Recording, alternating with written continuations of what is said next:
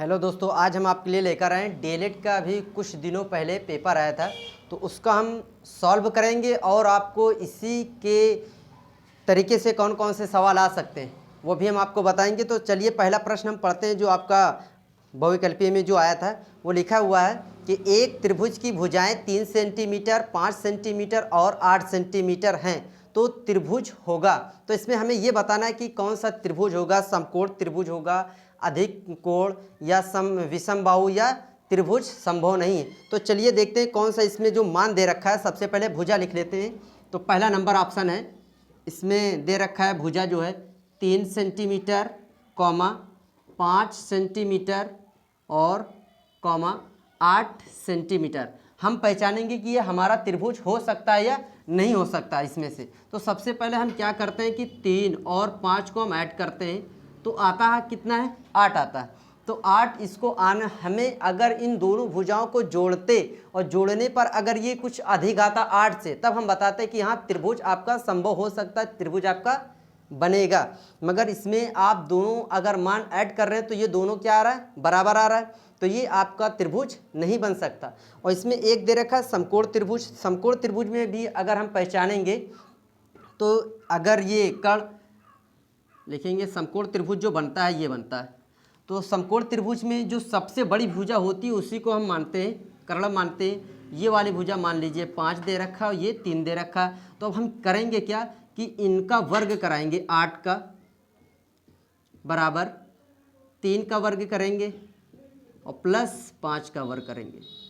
तो 8 का अगर हम गुणा करा रहे हैं, 8 अटाई 64 बराबर 3 त्रिका 9 और 55 25, तो 64 बराबर 25 में इनको ऐड कर रहे हैं तो ये भी आपका लगभग इनके बराबर में नहीं आ रहा है। अगर ये बराबर आता तभी भी हम बता सकते थे कि ये समकोण त्रिभुज है ऐड करने पर। तो ये नहीं आ रहा, तो इसका मतलब इसमें जो ऑप्शन दे रखा है चौथा ऑप्शन, वो लिखा हुआ त्रिभुज संभव नहीं है। तो आप ये देख रखे तो चौथा ऑप्शन आपका सही होगा, चौथा ऑप्शन। ठीक है दोस्तों, अब हम दूसरा सवाल इसमें देखते हैं।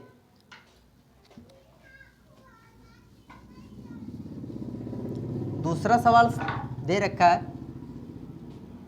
निम्नलिखित संख्याओं में प्राकृतिक संख्या लिखना है। तो सबसे पहले तो आप दोस्तों ये देख लीजिए कि प्राकृतिक संख्या होते क्या है। गणना करने वाली संख्या को प्राकृतिक संख्या कहते हैं। तो संख्या कहाँ से स्टार्ट होती है, वो संख्या स्टार्ट होती है 1 2 3 4 5, फिर डॉट डॉट डॉट अनंततः आप पढ़ते चले जाइए। ये आपका क्या होगा, प्राकृतिक संख्या। तो इसमें आप देखेंगे तो वो जो पहला ऑप्शन लिखा हुआ है 2, तो वो आपका प्राकृतिक संख्या। इसमें से आप कोई सा भी नंबर आएगा तो समझ लीजिए वो प्राकृतिक संख्या।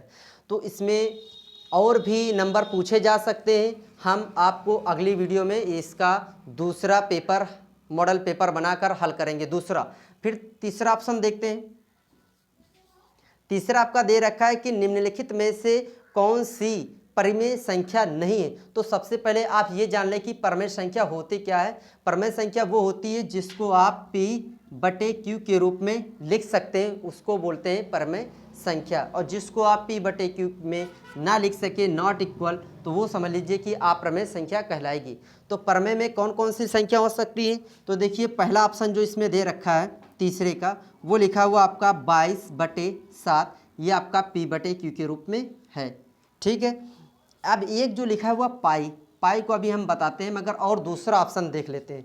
दूसरा ऑप्शन ये दे रखा है, तीसरा ऑप्शन 0.969। तो देखिए दोस्तों, हमें ये तो कंफर्म है कि ये कितने अंक पे दशमलव लगा हुआ है। तो कितने अंक पे, 1 और 2 अंक पे, जिसमें हम गिन सकते हैं। तो हम क्या काम करेंगे कि दशमलव हटाएंगे और 2 जीरो बढ़ा लेंगे।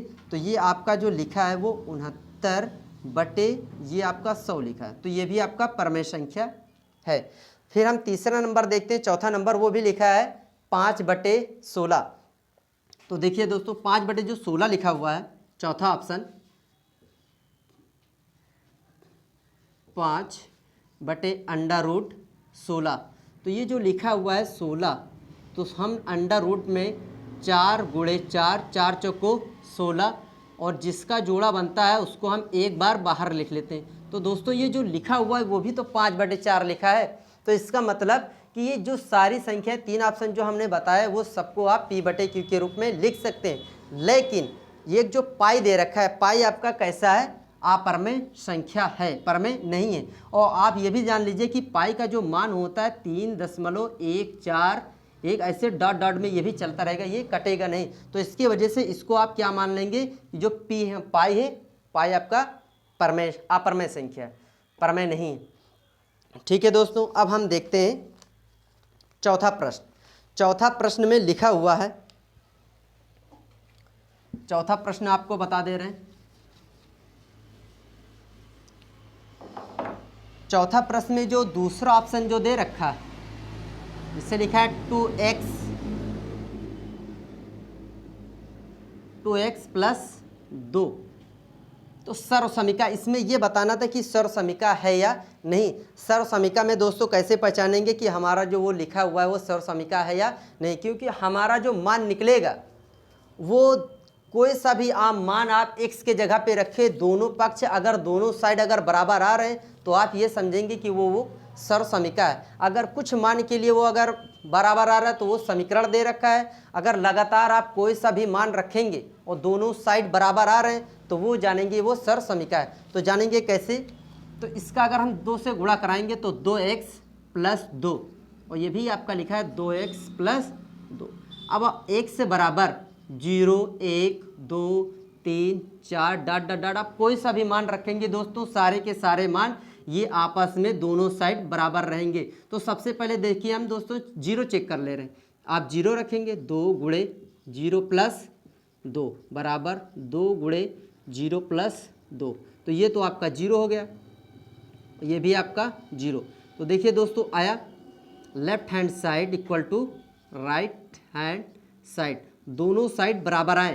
तो अगर आप कोई सा भी मान इसमें से आप रख कर देखेंगे सारे के सारे साइड बराबर ही आएंगे। तो अगर हम 1 रख के देख लें, ऐसे चेक कर लें, 2 1 कम 2, तो 2 आएगा, 2 2 4, यहाँ पर भी रखेंगे कैसे, ये तो देखिए दोनों जो पिक्चर है वो दोनों पिक्चर एक ही जैसे, दोनों पिक्चर एक ही जैसे, इसके अंदर जो भी है हीरो और विलन सारे एक ही जैसे, देख लीजिए इसमें मिला लीजिए, दोनों एक ही जैसे। तो आप इसमें कोई सा भी मान अगर रखेंगे तो दोनों साइड बराबर ही आएंगे।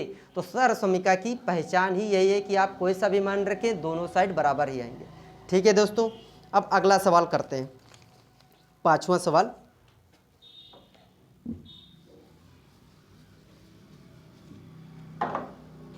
देखिए 5वां नंबर, इसमें हमें x की वैल्यू फाइंड करना है। लिखा हुआ 3 की पावर x प्लस 2 बराबर 81, और हमें x का मान निकालना है।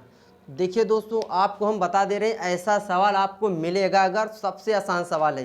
क्या काम करेंगे, जो आपका नंबर दिया रहेगा, संख्या दिया रहेगा, उसको आप सबसे पहले क्या कर लेंगे, लासा निकाल लीजिए उस संख्या का। तो देखिए हम लासा निकाल रहे हैं 81 का, तो ये कटेगा किससे दोस्तों, 3 से। 3 दूनी 6, आपका बचा कितना 2, 3 सते 21, फिर आप 3 से काट दीजिए, 3 9 27, फिर 3 त्रिका 9, फिर 3 इक्कम 3। देखिए अब दोस्तों 81 को जो हम लासा निकाले वो कितनी बार आया, 3 4 बार। तो आप ये जो आया है 4 बार, देखिए 3 की पावर x प्लस 2 बराबर 3 की घात 4, ये लिख सकते हैं। यहाँ पर आपका कोई सा भी नंबर हो सकता है, यहाँ पर कोई सी भी संख्या हो सकती है, यहाँ पर 2 भी हो सकता है, यहाँ पर अलग भी संख्या हो सकती है। हम क्या काम करेंगे, इसका हम लासा निकालेंगे। लासा निकालने के बाद में जितनी घात बनेगी उसको सबसे ऊपर लिख देंगे। तो कितना है, 3 कितनी बार लिखा हुआ है, 4 बार, तो 3 की घात 4। अब हम कराएंगे क्या दोस्तों, देखिए आधार आपका बराबर है, आधार अगर दोस्तों बराबर है तो हम क्या कराएंगे, घात से कंपेयर करा देंगे। तो लिखा है x प्लस 2 बराबर 4, तो x बराबर 4, ये 2 आपका प्लस में, इधर आएगा तो माइनस में, तो x बराबर 4 में से 2 गए, 2 गए तो बचा कि कितना 2, ये आपका आंसर हो गया। तो ये 5 नंबर आपके हम सॉल्व करा दिए। अभी देखेंगे कि और भी प्रश्न है इसमें। हाँ, अब अति लघु में देखेंगे, 6वां प्रश्न है, वो भी एक एक नंबर के, बहुत ही आसान सवाल है। ऐसा कोई सा भी फैक्टर आप कर सकते हैं। अभी जो आपको फैक्टर कराएंगे इससे रिलेटेड अगर फैक्टर आएगा भी गुणनखंड, तो भी आप हल कर सकते हैं। तो चलिए देखते हैं फिर छठा प्रश्न,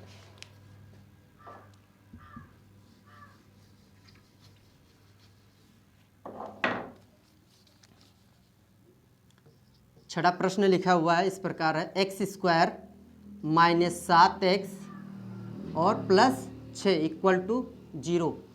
ये लिखा हुआ है, इसमें केवल हल कीजिए लिखा हुआ है, मगर आपको इसमें पहचानना है कि इसमें करना क्या है। ये दिया हुआ आपका गुणनखंड करना है, तो इसमें लिखा है कि गुणा करने पर आना चाहिए 6 और जोड़ने पर कितना आना चाहिए दोस्तों, 7 आना चाहिए। तो ऐसी कौन सी संख्या कि हम गुणा भी कराएं तो 6 आ जाए, उसी को जोड़े तो कितना आ जाए, 7। तो क्या बन सकता है, सोच लीजिए कुछ। तो ये हो सकता है 6 + 1। 6 का अगर हम 1 से गुणा कराते हैं, देखिए 6 को अगर हम 1 से गुणा करा दें, 6 कम 6, अगर 6 को 1 में हम जोड़ देते हैं तो वो भी आपका 7 होता है। तो इसका मतलब ये है कि हमें जो नंबर चाहिए वो मिल गया। तो हमें लिखेंगे कैसे, एक्स स्क्वायर, और ये जो 7 लिखा, 7 ही को हम तोड़ते हैं, 6 + 1 into X plus 6 equal to 0।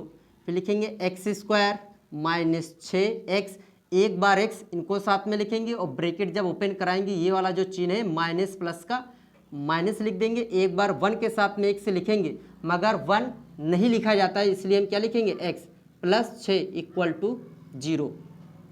अब हम देखेंगे दोस्तों इसमें आपका कॉमन क्या है। तो कॉमन इसमें क्या है, इसमें हम x कॉमन निकाल सकते हैं। x से निकालेंगे तो बचेगा कितना, यहाँ पर x माइनस 6, यहाँ पर कोई सा भी कॉमन नहीं जा रहा, तो जब कॉमन न जाए तो आप 1 निकाल लीजिए। तो x माइनस 6 इक्वल टू 0। ये देखिए दोस्तों, ये आपका सेम लिखा है, जो आपका सेम लिखा है उसको आप एक बार लिखेंगे, x माइनस 6 और बचेगा कितना, x माइनस 1 इक्वल टू 0। ये भी आपका आंसर हो गया। और भी आप अगर आंसर निकालना चाह रहे हैं तो ये भी लिख सकते हैं, x minus 6 equal to 0, x minus 1 equal to 0। x बराबर ये माइनस में, बराबर के उस साइड में जाएगा तो आपका प्लस आ जाएगा। ये भी ऐसे करेंगे तो ये भी आपका माइनस है तो प्लस, अगर ये प्लस होता तो बराबर के उधर जाता तो माइनस हो जाता। तो देखिए दोस्तों, ऐसे आप कोई सा भी गुणनखंड कर सकते हैं। अगर वीडियो अच्छी रहेगी तो आप कमेंट में करेंगे तो हम इसका एक मॉडल पेपर बना के अगला वीडियो कल 1-2 दिन में और भी हम दे सकते हैं। ठीक है, अगला प्रश्न अब देखते हैं, 7वां प्रश्न। 7वां प्रश्न जो लिखा हुआ है आपका, पढ़ते हैं अभी।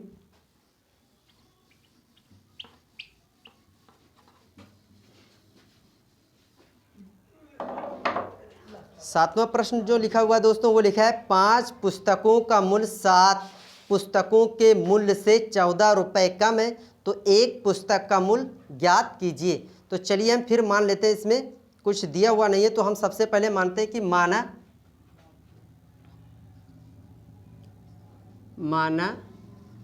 एक पुस्तक का मूल्य जो है वो 100 रुपये है। क्या दोस्तों, एक पुस्तक का मूल्य 100 रुपये, तो 5 पुस्तक का मूल्य कितना हो जाएगा दोस्तों, 5 रुपये। 5x, अगर हम कहेंगे 5 पुस्तक का मूल्य, 5 पुस्तक का मूल्य तो हो जाएगा दोस्तों वो 5x। अगर 7 पुस्तक का करेंगे तो हो जाएगा आपका कितना, 7x।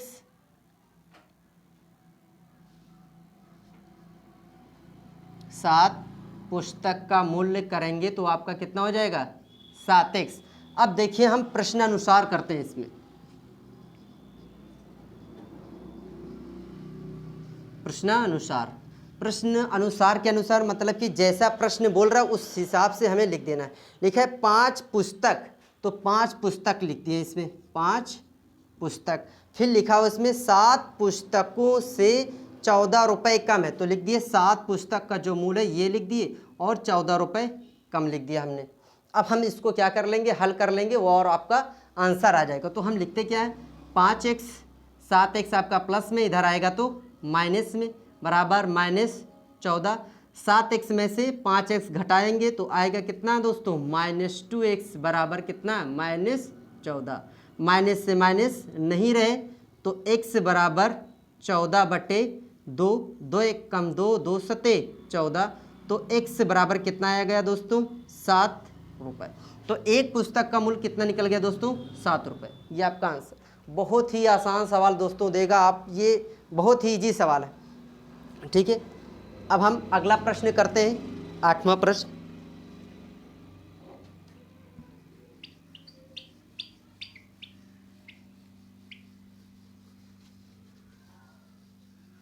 आठवां प्रश्न देख लीजिए दोस्तों, ये लिखा हुआ है a प्लस 1/a बराबर 3, तो a स्क्वायर प्लस 1/a² का मान ज्ञात कीजिए। ये दोस्तों फार्मूले का है, आप हम बता दे रहे हैं, आप ये सवाल कर लीजिए और अगर आपको फार्मूला मालूम है तो आप कोई सा भी सवाल कर सकते हैं, अगर आपको फार्मूला मालूम है तो चलिए देखते हैं। लिखा हुआ है a प्लस 1/a बराबर 3, हमें फाइंड जो करना है वो लिखा है a स्क्वायर प्लस 1/a² का मान हमें बताना है। ठीक है दोस्तों, तो हम लिखेंगे क्या, जो जिसको हमें निकालना है उसको हमें कुछ करना नहीं है, जिसे हमें दिया हुआ है a प्लस, तो इसी को हम लिख लेंगे और इसमें हम कराएंगे दोनों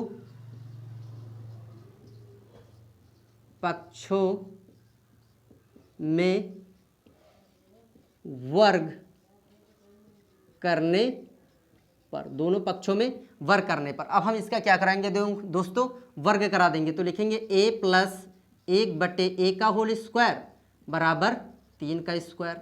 अब आप दोस्तों पढ़े होंगे फार्मूला a प्लस b का whole square, a square plus b square plus 2ab, ये वाला फार्मूले पे हम इसको रख देंगे।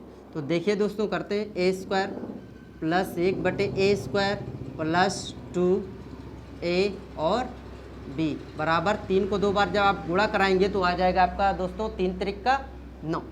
a से a नहीं रहे तो a स्क्वायर प्लस 1/a² बराबर 9, 2 आपका प्लस में है उधर जाएगा तो आपका हो जाएगा minus a square plus 1/a² बराबर हो जाएगा आपका कितना 7। ये आपका हो गया आंसर। देखिए दोस्तों केवल सूत्र का प्रयोग है, अगर आपको a माइनस बी का यहीं पे अगर माइनस होता तो आप यही फार्मूला लगाते, केवल माइनस का चिन्ह। करने का तरीका जो है यही तरीका है दोस्तों, आप करेंगे आ जाएगा। अगर आपके पास फार्मूला लिखा होता, यही हमें निकालना होता a³ प्लस 1/a³ निकालना होता, तब हमें फार्मूला मालूम होना चाहिए किसका, a प्लस b का होल क्यूब का फार्मूला मालूम होना चाहिए। तो लिखेंगे क्या, a³ plus b³ plus 3ab और ब्रैकेट में a प्लस b। तो देखिए दोस्तों हम करेंगे तो अगर आपको सूत्र मालूम है तो आप इस प्रकार के सवाल कर सकते हैं। फिर अब अगला सवाल देखते हैं। लिखा हुआ है इसमें कि एक बगीचे में 20-25 मतलब 2025 पौधे लगे, प्रत्येक पंक्ति में उतने ही पौधे लगे हैं जितने की बगीचे में कुल पंक्तियां हैं। प्रत्येक पंक्ति में कुल कितने पौधे लगे, तो हम मानेंगे कि प्रत्येक पंक्ति में पौधे लगे हैं जो वो है x, और बगीचे में जो कुल पंक्तियां हैं वो भी आपके x दे रखा। तो देखिए दोस्तों हम मान लेते हैं, ये भी आप मानकर ही लगाएंगे। तो मान लेते हैं ये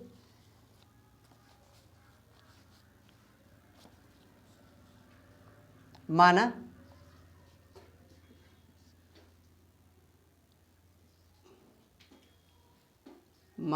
प्रत्येक पंक्ति में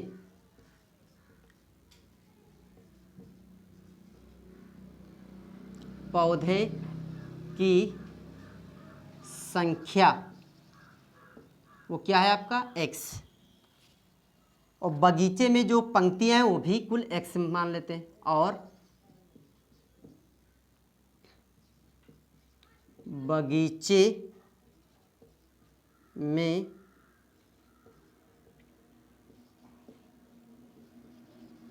पंक्ति की संख्या वो भी x है। तो अब लिखेंगे प्रश्नानुसार से। प्रश्नानुसार में ये दे रखा है कि कुल आपका दे रखा है कि कुल कितने पौधे हैं 2025। तो हम लिखेंगे कितना, x गुणे x बराबर 2025। x का x से जब हम गुणा कराएंगे तो आ जाएगा आपका कितना, x स्क्वायर। क्योंकि दो पंक्ति उतने ही हैं तो हम क्या कराएंगे, आपका दोनों आपस में गुणा करा देंगे। तो आया x स्क्वायर और 2025 स्क्वायर हटेगा, आपका आ जाएगा अंडर रूट 20 और 25। देखिए दोस्तों, अब हम क्या करेंगे, इनका निकाल लीजिए लासा। तो हम लासा निकालेंगे 20 और 25 का लासा निकालेंगे। तो 5 से काट दीजिए इसको, 5 चौको 20 और 5 25। ठीक है दोस्तों, फिर आप काट दीजिए 5 से, 5 अट्ठे 40, 5 एक कम 5, फिर 3 से काटिए, 3 दूनी 6 और 3 सते 21, फिर आप 3 से काटिए, 3 नवा 27, 3 त्रिका 9, फिर 3 एक कम 3। अब जब हम करेंगे तो अब इनका बना लीजिए जोड़ा। अंश सबसे पहले आप लिख दीजिए, x बराबर 5 गुणे 5 गुणे 3 गुणे 3 गुणे 3 गुणे 3।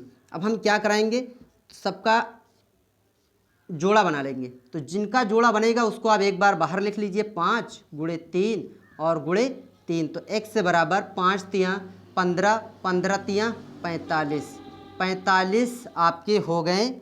जो आपका क्या पूछा गया था, कितने पौधे लगे, तो कुल पौधे जो लगे वो 45 पौधे लगे हुए हैं। ठीक है दोस्तों, अब अगला प्रश्न करते हैं, अगला प्रश्न पढ़ देते हैं। लिखा हुआ एक पुस्तक का मूल्य 5x square plus 2x plus 1 है। इस प्रकार की 2x प्लस 5 पुस्तक का मूल्य ज्ञात कीजिए। ये एकदम आसान सवाल है। क्या काम करेंगे, देखिए एक पुस्तक का मूल्य आप मान लीजिए कि 4 रुपये दिया हुआ है, तो हमें बताना है कि 10 पुस्तक का मूल्य क्या होगा। तो दोनों आपस में क्या कराएंगे, गुणा करा देंगे। तो ये जो लिखा है वो आपस में केवल आप गुणा करा दीजिए, इसका आंसर निकल जाएगा। केवल आप आपस में इसको गुणा करा देंगे, आंसर निकल जाएगा। 11वां सवाल देख लीजिए, बहुत ही बढ़िया सवाल है। ये जो सवाल बना हुआ है, इस पूछने का तरीका अलग अलग है, इसमें भी 2 तरीके से पूछे जा सकते हैं। जैसे लिखा है -1/2 और तथा 5/4 के मध्य 2 समदूरस्थ संख्याएं ज्ञात कीजिए। तो इसका मतलब ये कि 2 इनमें से आप प्रमेय संख्या, इनके बीच की हमें केवल 2 संख्याएं ज्ञात करना है। तो सबसे पहले ये जो लिखा है इसको आप देख लीजिए कैसे लिखते हैं इसको। प्रश्न नंबर 11,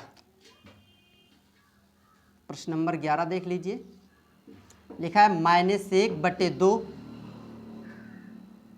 और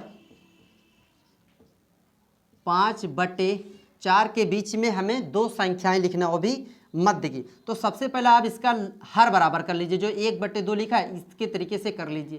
तो लिखेंगे -1/2 के नीचे हम 2 से ऊपर नीचे क्या करा देंगे, गुणा।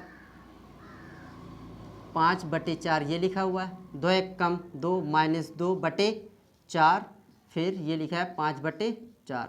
अब आप पढ़े होंगे पूर्णांक संख्या, दोनों तरफ हम बना देंगे ग्राफ, 1 2 3 4 5, 1 2, बस लिखेंगे 1 2 3 4 5, सब के नीचे 4 4 लिखते चले जाएंगे, क्योंकि आपका हर है बराबर।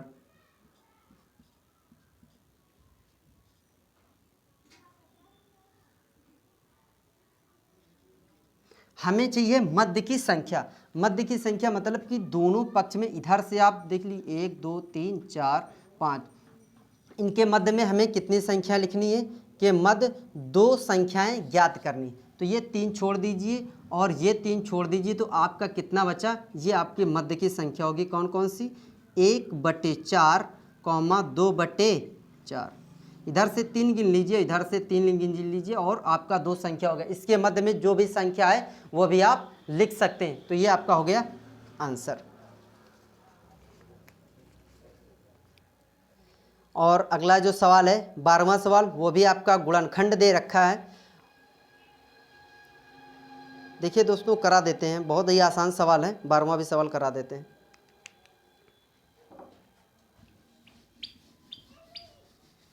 देखिए लिखा हुआ है 12वां क्वेश्चन इस प्रकार है, x की घात 4 y माइनस एक्स और y की घात 4 का हमें कराना है गुणनखंड। तो इसमें आप ये देखेंगे कि सबसे छोटी घात कौन सी है, x और y सबसे छोटी है, इसको आप कॉमन ले लीजिए x और y। तो बचेगा कितना, यहाँ से x की घात 3 बचा, यहाँ पर y की घात 3 बचा।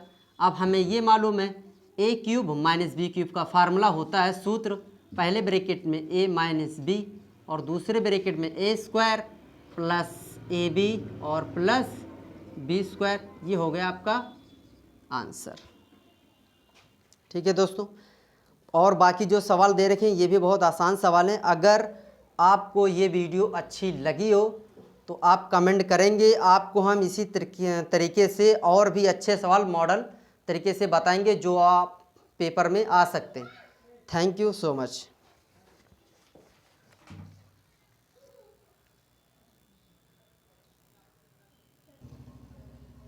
चलिए देखते हैं क्वेश्चन नंबर 13। सवाल पढ़ लेते हैं। सबसे पहले लिखा है एक वर्गाकार मैदान की एक भुजा 28 मीटर लंबी है। यदि मैदान के अंदर चारों ओर 2 मीटर चौड़ा रास्ता पैदल चलने वालों के लिए छोड़ा गया है तो शेष मैदान का क्षेत्रफल ज्ञात कीजिए। और मैदान दोस्तों है कैसा, वर्गाकार मैदान है। तो सबसे पहले आप बना लीजिए वर्गाकार, एक वर्ग बना लीजिए। देखिए दोस्तों, एक वर्ग में होता है दोस्तों चारों भुजाएं बराबर होती। ये जो आपका दे रखा है वो 28 मीटर जो हैं वो सारे, ठीक है दोस्तों। और इसमें दे रखा है 2 मीटर अंदर एक रास्ता है, मतलब यहाँ से ये कर लीजिए, ये जो साइड दे रखी है ये 2 मीटर, ये भी ये 2 मीटर, ये भी 2 मीटर। अब हमें बताना क्या है, किसका हमें क्षेत्रफल बताना है। क्षेत्रफल हमें इस भाग का बताना है, अंदर वाले भाग का क्षेत्रफल बताना है। तो सबसे पहले दोस्तों हम ये पहचानेंगे कि जो अंदर वाला भाग है वो कितने सेंटीमीटर का है दोस्तों। तो देखिए दोस्तों बहुत ही आसान है, ये कितना है 2, ये कितना है 28, ये कितना है 2। तो हम क्या काम करेंगे, 2 और 2 जोड़ लेंगे, और 2 और 2 जब जोड़ेंगे तो होगा कितना, 2 और 2 होगा 4, और 28 में से जब हम 4 घटाएंगे तो बचेगा कितना, 24 बचेगा। कितना बचेगा दोस्तों, इसमें से हम इनको 2 और 2 जोड़कर और फिर हम क्या करेंगे दोस्तों, 28 क्या कर देंगे, 28 में से 4 घटा देंगे। कैसे, ये जो 2 मीटर का है ये भी जो 2 मीटर का है, इन दो कैसे ये और ये सेम ही है। तो हम क्या करेंगे, दोनों को जोड़ने पर 28 में से 4 घटाएंगे तो बचेगा कितना, 24 मीटर बचेगा। तो हमें बताना है दोस्तों ये जो बचा है वर्ग ये आपका 24 मीटर का है। तो देखिए दोस्तों 24 को हम वर्ग कराएंगे, स्क्वायर का ऐसे क्षेत्रफल होता है वर्ग भुजा स्क्वायर, वर्ग का जो क्षेत्रफल होता है, वर्ग का क्षेत्रफल का फार्मूला होता है भुजा स्क्वायर। तो भुजा आपकी कितनी है दोस्तों, 24 का स्क्वायर। हम आपको बता चुके हैं कि आप गुणा बहुत आसान तरीके से कर सकते हैं। हम क्या काम करेंगे, 24 को 2 बार लिखेंगे, 4 चौको 16, हासिल आया 1, 4 दूनी 8, 4 दूनी 8, 8 8 16, 16 1 17, हासिल आया कितना दोस्तों, 1 2 2 4, 4 वही कितना 5। तो 576 आपका क्या आ गया, आंसर क्षेत्रफल आ गया दोस्तों। ठीक है दोस्तों, दो समरूप, अगला है प्रश्न नंबर 14। दो समरूप त्रिभुजों के परिमाप 40 सेंटीमीटर तथा 50 सेंटीमीटर, पहले और दूसरे त्रिभुज के क्षेत्रफलों का अनुपात ज्ञात कीजिए। तो हम दोस्तों ये बता दे रहे हैं एकदम आसान तरीका। इसमें आप क्या करें, दोनों त्रिभुजों का वर्ग करने के बाद में आप ऐसे लिख दीजिए, 4 40/50 का वर्ग करा के फिर उसके बाद में आप काट पीट देंगे, इसका आंसर आ जाएगा।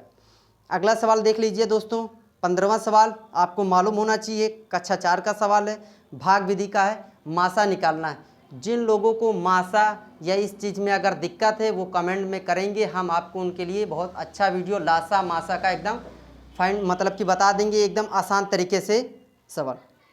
फिर देखते हैं क्वेश्चन नंबर 16 माध्यिका। माध्यिका के लिए भी बहुत आसान तरीका है दोस्तों करने के लिए इसमें, मगर 2 नंबर का है जो कि आपको हल करना है, तो हल करने का तरीका आपको बता देते हैं और सवाल इम्पोर्टेंट भी है, आ भी सकता है, कोई भी सा भी नंबर दे सकते हैं इसमें।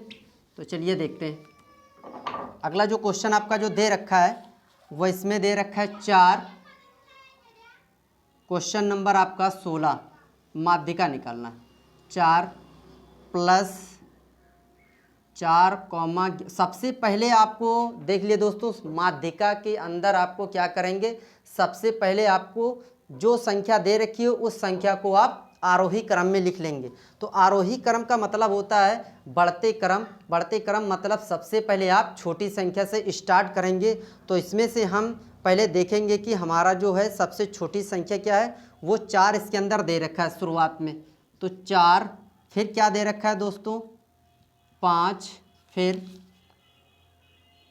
7, 7 के बाद में 9, 9 के बाद 10, 10 के बाद 11, 11 के बाद 12, 12 के बाद 13 है नहीं, 14 इसमें है नहीं, 15 लिखेंगे, 15 के बाद में 16 दे रखा है, 16, बस अब तो कोई नंबर है नहीं। तो सबसे पहला हम ये भी काम करेंगे, जो नंबर लिखेंगे वो चेक भी कर लेंगे कि हमारा जो नंबर जो लिखे हैं वो नंबर उतने लिखे हैं या नहीं लिखे। तो इसमें लिखा हुआ है 1 2 3 4 5 6 7 8 और 9 हैं, तो इसमें भी गिनेंगे 1 2 3 4 5 6 7 8 और 9। तो n बराबर जो आपका आया, n बराबर 9। 9 दोस्तों है कैसी संख्या, विषम संख्या। 9 कैसी ये संख्या दोस्तों, विषम संख्या। विषम संख्या का फार्मूला होता है n+1/2। माध्यिका का फार्मूला है दोस्तों, माध्यिका का फार्मूला ये है। तो क्या करेंगे, n के जगह पे 1 प्लस, n के जगह पे 9 रख देंगे, +1/2। 9 1 10, 10/2, 2 1 कम 2, 2 5 6, 10 मुआ पद लिखेंगे इसमें। अब हम क्या काम करेंगे, 5 नंबर आए तो इसमें हम गिनेंगे 1 2 3 4 5।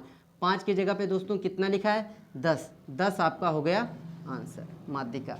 और फिर देखिए दोस्तों, अगर यहाँ पर एक नंबर हम और बढ़ा दें, 18 लिख दें, तो वो हो जाएगा आपका कितना दोस्तों, 10। और 10 कैसी संख्या होगा, ये तो आपका क्या है, विषम का है। फिर हम लिखेंगे n बराबर 10।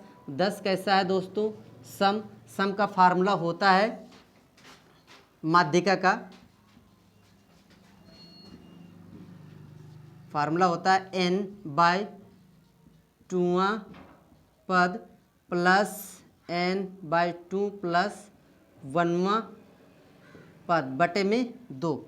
n का मान निकला दोस्तों 10, और 10 का जब 2 से भाग कराएंगे तो 2 5 6 10, मतलब 5वां पद।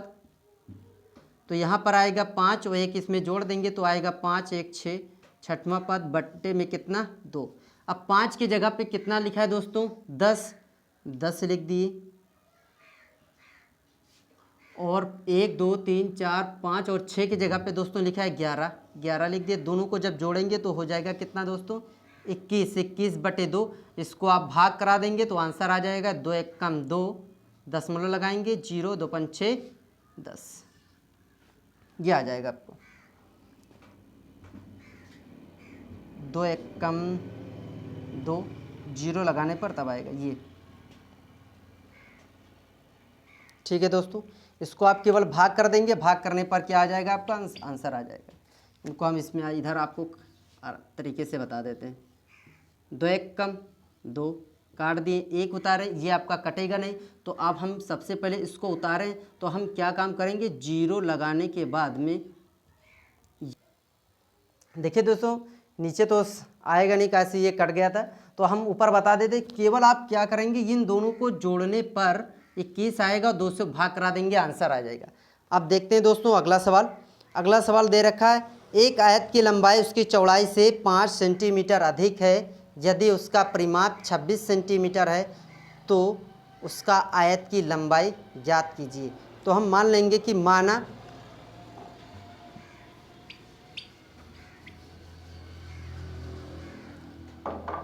लेंगे दोस्तों, इसमें क्वेश्चन नंबर 17 है। क्वेश्चन नंबर 17 में दे रखा है, तो हम लिखेंगे